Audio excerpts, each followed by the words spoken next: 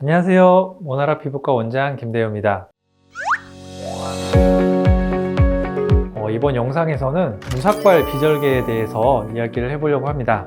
모발 이식 방법 중에 후두부에서 모발을 채취할 때 절개, 비절개 이 내용들은 많이 알고 계실 거고요.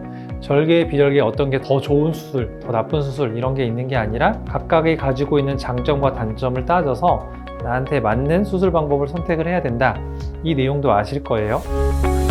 최근에 이제 비절개법을 많이들 선호를 하시는데 제가 생각하는 비절개 수술의 가장 큰 단점은 채취 부위, 후두부의 모발을 짧게 잘라야 된다는 점이거든요. 그러면 남성 같은 경우에는 아무래도 머리 스타일의 변화 때문에 다른 사람들이 보기에 좀 민망한 그런 상황들이 연출되고 하거든요. 그래서 머리를 자르는 게 큰 단점인데 이거를 극복하는 방법이 무삭발 비절개입니다.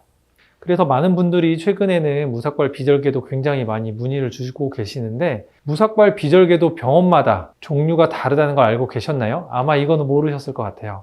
무삭발 비절개라고 하는 거는 말 그대로 삭발하지 않고 비절개를 진행할 수 있다. 그래서 이제 무삭발 비절개라고 말을 하는데 무삭발 비절개가 크게는 세 가지 종류가 있어요. 첫 번째는 삭발하지 않고 채취를 할 때 머리카락을 자르지 않고 그대로 채취를 하는 방법이고요. 두 번째는 채취할 머리카락을 하나하나 미리 잘라놓고 채취에 들어가는 방법이 있고요. 마지막으로는 삭발 정도는 아니지만 부분 크게 삭발을 하는 경우가 있습니다.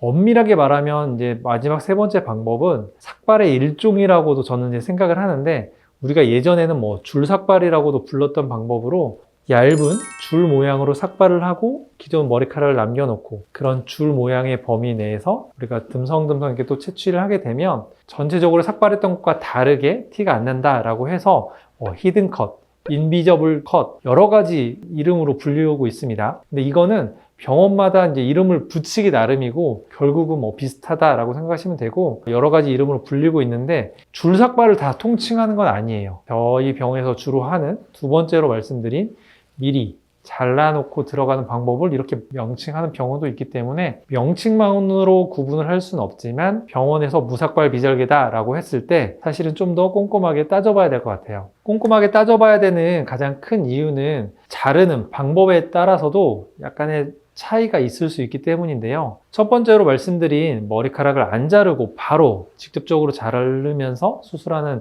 실질적인 무삭발 비절개죠. 이 방법은 굉장히 장점이 많이 있지만 제가 생각하는 조금 단점은 머리카락의 방향을 보지 못하고 채취를 해야 돼요. 무슨 말이냐면 머리카락을 짧게 자르고 보면 머리카락이 이렇게 서 있는 각도라든지 방향이라든지 이런 것들이 확인이 되거든요. 그러면 우리가 어떤 펀치라는 직경을 이 머리카락 방향에 맞춰서 안전하게 들어가서 채취를 할 수가 있는데 긴 머리카락의 경우에 이런 방향이 볼 수가 없죠. 그러니까 내가 가늠해서 머리카락의 방향을 예상해서 이제 들어가야 되기 때문에 아무래도 모낭이 다칠 확률이 조금 더 있는 것 같아요. 저보다 경력이 더 많고 잘하시는 원장님이 하시면 조금 더 잘하시는 분이 있을 수는 있지만 제가 생각하는 단점이 있고 그리고 마지막 세 번째로 말씀드렸던 일종의 줄삭발, 조금 더 세분화된 부분삭발이라고도 할 수 있는데 이런 경우에는 채취하고 나서 흉터가 더 안 좋게 남는 경향이 있습니다. 우리가 비절개 수술을 선호하는 이유 중에 하나가 흉터가 굉장히 잘 눈에 안 띄는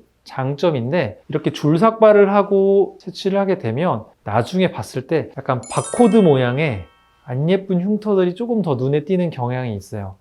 이것도 마찬가지로 잘 하시는 원장님이 하시면 잘 하시겠지만 제 경험상 아무래도 안 이쁘게 남는 경향이 좀 더 많은 것 같아서 저는 사실은 이 수술 방법도 마찬가지로 선호하진 않고요. 제가 가장 많이 선호하는 방법은 두 번째 방법인데요. 이거는 아무래도 시간이 좀 더 많이 걸립니다. 내가 채취할 머리카락을 미리 자르고 들어가기 때문에 머리카락을 가닥가닥 잘라야 되거든요. 그거는 결국 채취하는 시간만큼 머리카락을 손질하는 프레트리밍이라고 하는 그런 다듬는 시간이 더 필요해서 시간적으로 조금 더 어렵고요. 머리카락을 이렇게 하나하나 갈라가면서 채취를 해야 되기 때문에 마찬가지로 시간이 좀 더 많이 걸리는 단점이 있습니다. 그렇지만 이렇게 수술을 했을 때 흉터가 비정형적으로 남기 때문에 우리가 딱 봤을 때 어떤 눈에 띄는 특이한 형태가 보이지 않아서 흉터가 덜 눈에 띄는 장점이 있고요. 마찬가지로 삭발, 부분 삭발 이런 삭발과 다르게 하고 나서도 바로 티가 나지 않는 굉장히 큰 장점이 있습니다. 무삭발 비절개라고 하는 거는 말 그대로 삭발하지 않고 비절개 수술을 진행하는 수술 방법인데, 아무래도 시간이 좀 더 걸리고 수술 테크닉적으로 좀 난이도가 좀 높은 수술이다 보니 시간 비용, 기술 비용 해서 아무래도 더 비용적으로 더 비싸긴 합니다. 그렇지만 우리가 삭발을 하고 나서 티가 날 수 있는 그런 부분들을 커버해 줄 수 있는 굉장히 좋은 방법이기 때문에 많은 분들, 특히나 이제 일상생활에 바로 복귀하셔야 되는 분들이 많이들 선호하는 방법이라고 할 수 있습니다. 그래서 병원에 가셔서 여기는 무삭발 비절개를 하나요? 라고 이제 물어보실 텐데, 어떤 방법으로 하는지 조금 더 확인을 하시는 게 좋을 것 같아요. 실제로 많은 병원들이 무삭발 비절개를 하고 있다라고 말은 하고 있는데, 그 중에 대부분은 일종의 줄삭발인 것 같거든요. 그러면 이거는 사실은 제가 봤을 땐 무늬만 무삭발 비절개가 되는 거라서 좀 더 하고 나서 흉터라든지 케어까지 생각을 하신다면 무삭발 비절개라고 하더라도 어떤 방법으로 하는지 확인을 하고 선택을 하시면 좀 더 좋을 것 같습니다.